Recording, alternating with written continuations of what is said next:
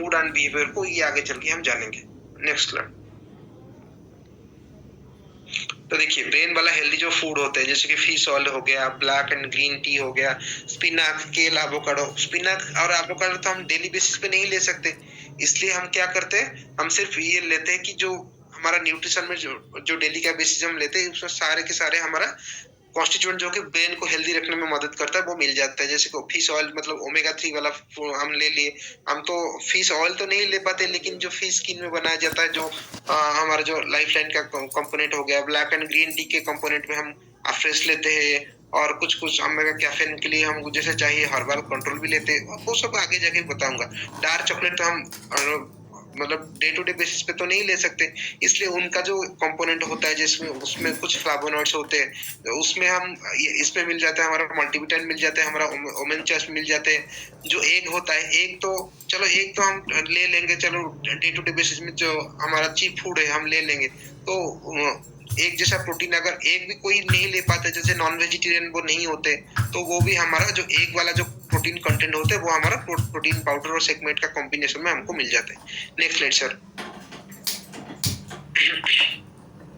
तो देखिए कौन सा मिनरल का रोल यहाँ पे होता है। आयरन हो गया, जिंक हो गया, कॉपर हो गया, मैग्नीशियम हो गया, मैंगनीज हो गया, ये सारे माइक्रोन्यूट्रिएंट्स। और कुछ मल्टीविटामिन का जैसे विटामिन हो गया, जैसे विटामिन ए हो गया, thiamine, niacin, folate, choline, cobalamin, vitamin D, कितना सारा देखिए माइक्रो मैक्रोन्यूट्रिएंट्स का भरपूर हमको चाहिए ब्रेन ऑप्टिमल आकार में ब्रेन को फंक्शन करने के लिए। कार्बोहाइड्रेट तो आपको सबको चाहिए, क्योंकि ग्लूकोज हमको ब्रेन में 20% जितना हमारा टोटल ग्लूकोज कंजम्पशन है उसका 20% हमारा ब्रेन के लिए चाहिए। और उसके साथ साथ जो बहुत सारे मूड स्विंग होते हैं उसको कंट्रोल करने के लिए भी हमारा सिंपल कार्बोहाइड्रेट का मात्रा ब्रेन में रखना बहुत जरूरी है। तो लेडीज के लिए कार्बोहाइड्रेट ऑप्टिमल लेवल पे है ना बहुत जरूरी होता है। Next slide sir. तो आप देखिए फैट और प्रोटीन का ये क्या था। हेल्दी फैट जो होता है वो कन्वर्ट करता है हमारा एक्सन को अच्छे से कवरिंग देते हैं, एक्सन का ऑप्टिमा जो आकार में कवरिंग देते हैं, इसलिए 70% जो फैट वो ब्रेन में मेंटेन होना रहना बहुत जरूरी, इसलिए हेल्दी फैट हमको लेना चाहिए, नहीं कि ओमेगा 6 वाला, ओमेगा 3 वाला ही लेना चाहिए।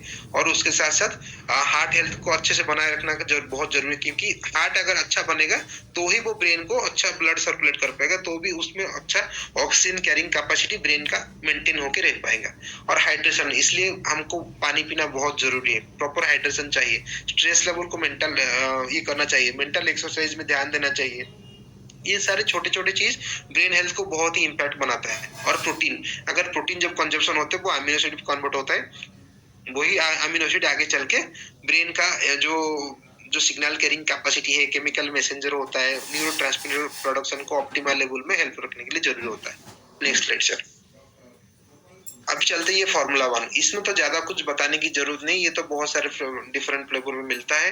4 नहीं अभी 9 हो गया है, और बहुत सारा जैसे कि मैंने बताया हाई प्रोटीन वाला, लो कैलोरी वाला, जैसे कैलोरी कंट्रोल लिखा हुआ है, और लो जीआई